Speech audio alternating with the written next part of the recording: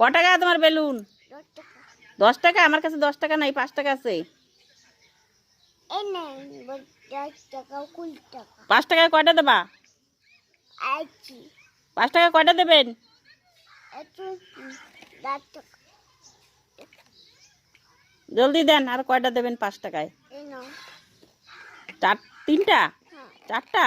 হ্যাঁ তাই? হ্যাঁ। ঠিক আছে, এই বেলুন দিয়ে আমি কি করব? জল পড়ে ফাটাবান। জল ভরে ফাটাবো? হ্যাঁ তাই? হ্যাঁ। আমার যদি ঠান্ডা লাগে? ঠান্ডা লাগলে ওষুধ খাই নেবো?